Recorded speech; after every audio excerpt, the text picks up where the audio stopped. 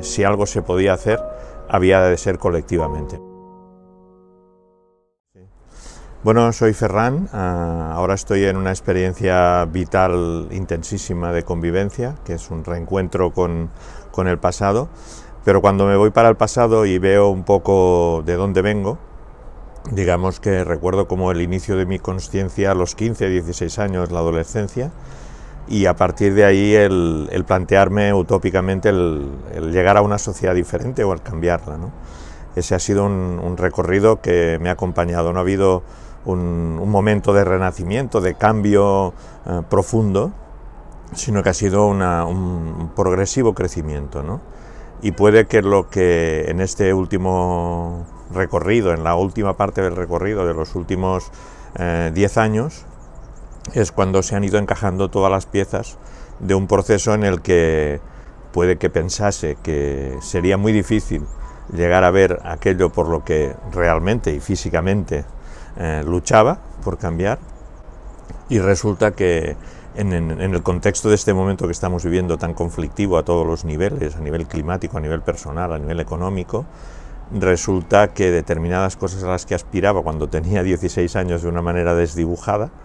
se han ido concretando y ahora las estoy viviendo. O sea que de alguna manera ha habido un proceso en el que lo primero era el deseo y la aspiración, incluso con la aceptación de que nunca llegaría a ver aquello por lo que luchaba, y finalmente, cuando llegas a los 60 y tantos, te das cuenta que las últimas decisiones que has ido tomando sí que han servido para consolidar una serie de espacios que te hacen estar alineado con el mundo al que querrías que todo el mundo aspirase y que todo el mundo tuviera, ¿no? Por lo tanto, es un proceso que ha sido muy interesante. Desde ese punto de vista de recorrido vital, me concilia con la fase en la que vivo, porque los deseos de los 15-16 se van concretando, ¿no? De hecho, el inicio del proceso fue un inicio, como en mucha gente de mi generación, en que era una situación dura, represiva, de lucha primero estudiantil, después sindical, luchar en el contexto de una transición política en un país que salía de una dictadura, y después darnos cuenta que la transición esta era un fiasco, que realmente el fondo no había cambiado, que nada más había cambiado la forma externa y que continuábamos en donde continuábamos. Y todas esas cosas te llevan a la opción interesante que seguramente me ha llevado a llegar hasta aquí, y es el pensar en que si algo se podía hacer, había de ser colectivamente, no podía ser una cuestión de tipo individual. No me encajaba el hecho de buscar la solución para mis problemas, para mis situaciones y construir mi futuro, sino que ya muy tempranamente, digamos que seguramente a partir de los 20 años o así, empecé a entender que la fuerza para poder aspirar a un cambio transversal y de fondo había de ser colectiva, ¿no? Seguramente el primer salto fue el incorporarme, el participar colectivamente también y crear espacios colectivos en torno al movimiento ecologista, y estamos hablando de los años 80. Esa fue la primera base, ¿no?, en la que me hizo pensar que había cuestiones que se estaban viviendo y que era necesario afrontar para garantizar el futuro, ¿no? Parece mentira que estemos otra vez hablando del cambio climático, cuando nosotros en esa época empezamos a hablar del agujero de la capa de ozono, y te das cuenta, ¿no?, de que habría la posibilidad de empezar a afrontar temas, ¿no? El paso siguiente fue el hecho de, a pesar de mi activismo sindical, estar represaliado por huelgas muy duras durante la transición, etcétera, el hecho de pensar, bueno, si yo estoy trabajando como asalariado 8 horas diarias y después soy activista libertario y además ecologista, y tengo que, para dedicar a eso, invertir más de 8 horas diarias, igual hay alguna pieza que hay que cambiar. Ahí no puede ser estar trabajando para otro y estar aspirando a un mundo que ecológicamente plantea una dinámica colectiva en la cual el trabajo asalariado no acaba de cuadrar. Y por lo tanto, nos planteamos junto con otros compañeros poner en marcha la primera cooperativa en la que estuve, una cooperativa de trabajo. Evidentemente, en esa época, los años 90, nos veían como unos marcianos, pero además, como marcianos que éramos y ecologistas también, montamos una distribuidora de productos ecológicos de alimentación, que no había ninguna en toda España, y que además nada más distribuía productos ecológicos, que tampoco había nadie que distribuyera eso. Pero bueno, la cosa funcionó, sigue funcionando y hace un tiempo la dejé porque necesitaba pegar un salto, pero en cualquier caso eso ya me puso en contacto con otra de las piezas que después irían encajando, ¿no? Que es el hecho de que cuando yo explico mi recorrido en los últimos 30 años, yo llevo 30 años sin patrón. Y eso quiere decir que me he habituado a una manera de organizar las cosas en la cual la delegación no cabe, la acción directa, que es intervenir en la solución de los problemas de manera personal y directa junto a la gente que estás, es el reto, es la exigencia de cada día. Evidentemente la acción directa se la conoce también por otras de sus acepciones, pero esta para nosotros es muy importante.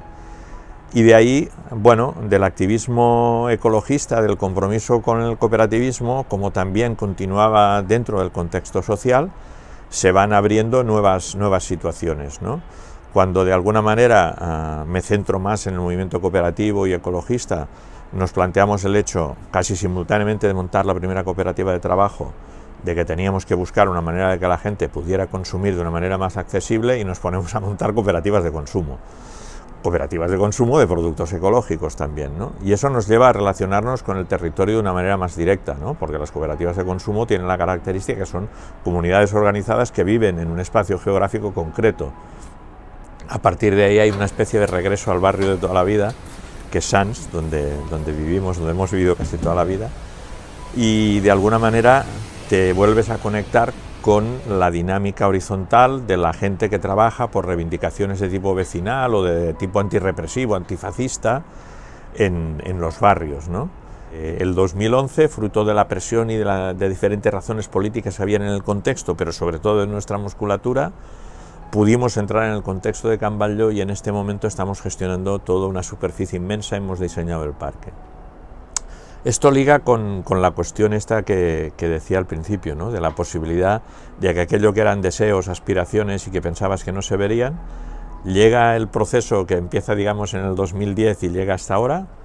en el que diferentes piezas se van colocando, ¿no? Vas viendo que es posible conseguir tu sustento económico en una estructura diferente a la que te dice el sistema, que es el cooperativismo. Te puedes coordinar con gente en el contexto económico para consumir de otra manera.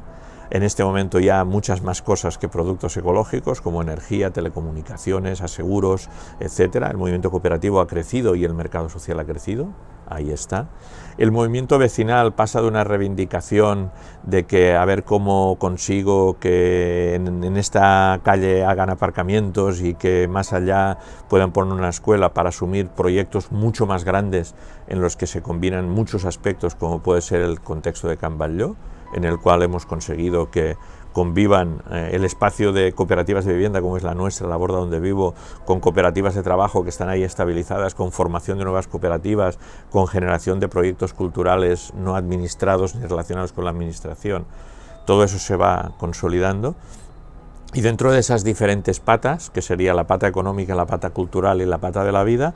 resulta que esos tres aspectos se van combinando, van dando vueltas, y no a todos los que hemos vivido este proceso y este movimiento, pero a algunos las tres patas se nos van consolidando, ¿no? Entonces vuelvo a vivir en un espacio que además está generado de manera cooperativa, es sostenible, y vuelvo a vivir en comunidad como vivía en los 80, porque ya había vivido en comunidad. Sostengo mi participación económica en la economía social y solidaria a través de mi trabajo con cooperativas y dando apoyo a otras cooperativas, y participo de procesos de dinamización vecinal y cultural con espacios como Can Batlló, otros en otras zonas de la ciudad, con lo cual dices que para vivir necesitas de esas tres patas, necesitas de la vida, de lo comunitario, de lo emocional, de lo intenso. Necesitas de la sostenibilidad desde el punto de vista económico y generar nuevos modelos de economía, poniendo en el centro a las personas, y necesitas generar espacios culturales de generación de nuevas experiencias, nuevos discursos que hacen que la gente se pueda ir integrando en este cambio, ¿no?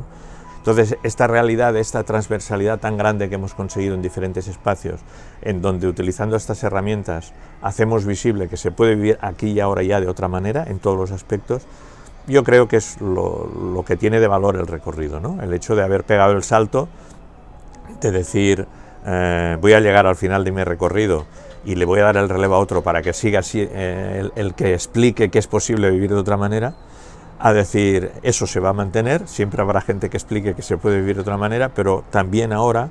hay gente que puede decir es que ya estamos viviendo de otra manera y va a haber gente que se va a sumar a eso, ¿no? Entonces, desde ese punto de vista, el recorrido vital, por eso digo, no ha habido un cambio, un salto, un acontecimiento que me haya hecho caerme del caballo o ver la luz, sino que ha sido un proceso paulatino de encaje, de que aquellas cosas que eran aspiraciones se convierten en realidades y se convierten en algo que realmente vale la pena vivir y sobre todo compartir, porque no ha sido una solución individual, ha estado construida colectivamente, se vive colectivamente y se ofrece para que se gestione colectivamente. Incluso algunas de las herramientas que nos pueden dar miedo, después resulta que colectivamente son estratégicas para cambiarlo todo.